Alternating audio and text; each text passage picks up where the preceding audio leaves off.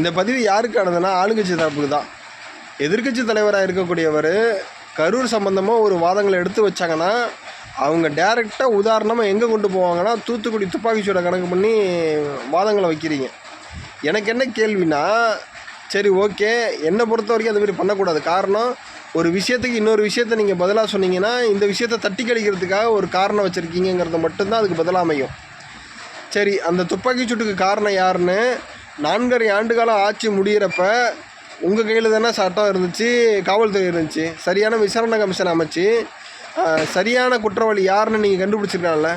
அப்படி ஒரு வேளை அந்த குற்றம் செஞ்சவர் ஐயா எடப்பாடியார் அப்படிங்கிறது நிரூபிக்கப்பட்டதுனால் உங்களுக்கு தானே ப்ளஸ்ஸு. எதிர்க்கட்சி இன்னும் வீக்காகும், தலைமை பண்பில் இன்னும் குழப்பத்தை ஏற்படுத்தி நீங்கள் மேற்கொண்டு 26 சிறப்பு ஆட்சி அமைச்சிட்டு போகலாமே, ஏன் பண்ணலை? அப்போ உங்களுக்கு அரசியல் பண்ணுறதுக்கு ஒரு காரணம் வேணும், அவ்வளோதான். மற்றபடி எதுவும் மக்கள் நலன் சார்ந்து எந்த விஷயத்தையும் பண்ணுறதுக்கு இந்த ஆளுங்கட்சிக்கான ஒரு வழியை தேடுறதே கிடையாது. எந்த விஷயமா இருந்தாலும் இன்னொரு விஷயத்தை எடுத்துக்காட்டாக கூறி அதை மழுப்பிட்டு போகிறதுக்கு என்ன வழியோ அதை மட்டும் தான் பார்க்குறீங்களே தவிர மக்கள் நலன் சார்ந்து எந்த அரசியலும் பண்ணலைங்கிறது தான் எங்களோட குற்றச்சாட்டாக இருக்குங்கிறது தான் இந்த எதிர்க்கட்சி தலைவர் நாங்கள் வைக்கிற ஒரே பதிலாக நாங்கள் சொல்கிறோம். நன்றி, வணக்கம்.